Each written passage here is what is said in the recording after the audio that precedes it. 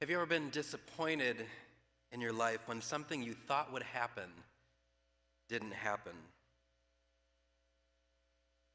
As they were walking along on this road to Emmaus, the disciples were discouraged because the very thing that they thought would happen didn't happen. They were disappointed, not because they were expecting too much of Jesus, but actually because they were expecting too little of him. Their expectations were completely different than what Jesus wanted to offer them.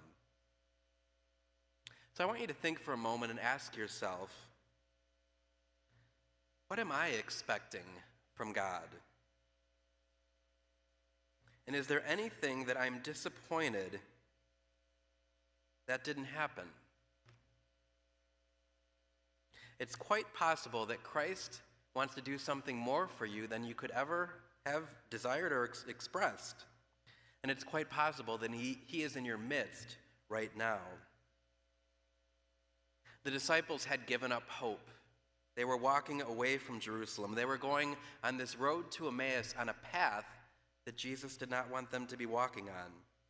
But he, like the good shepherd, went out to the lost sheep to bring them back.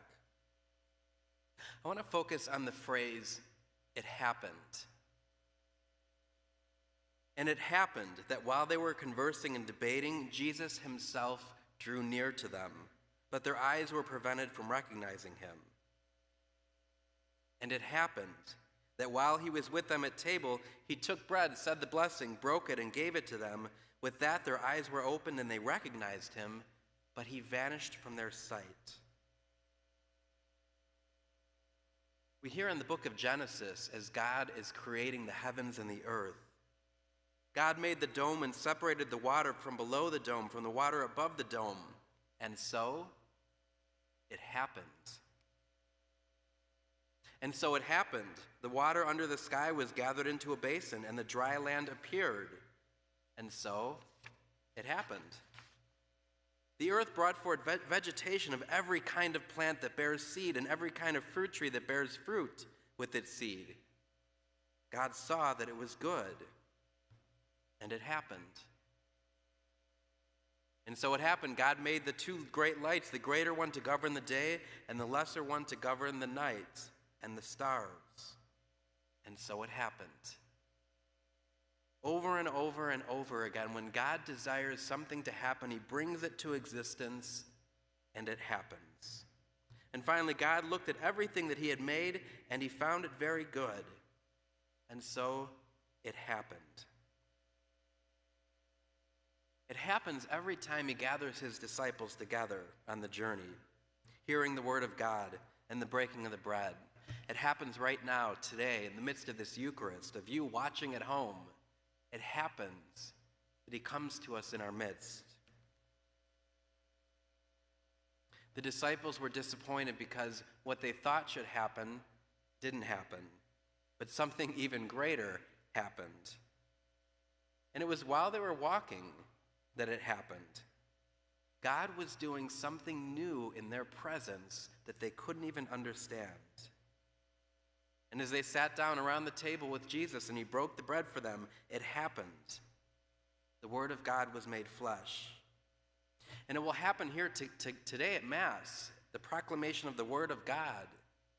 We hear his voice and it happens. Just a few moments as I stand before the altar and take the bread and wine and transform it into the body and blood of Christ, it happens. And maybe at this point in your life, there's something or some way that it hasn't happened for you.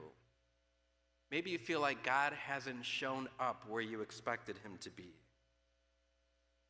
But the reality is, it can and will happen. Because Jesus wants it to happen. He wants to bring about a new creation, a new life in you. Jesus wants to meet you and to walk with you and to journey with you on whatever road you're on, even if it's a bad one. And he wants to do something for you. He wants to appear to you so that you may see him and hear him.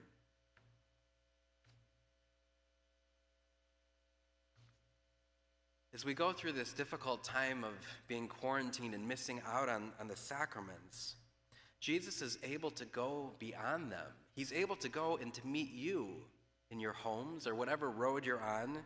He's able to come to you.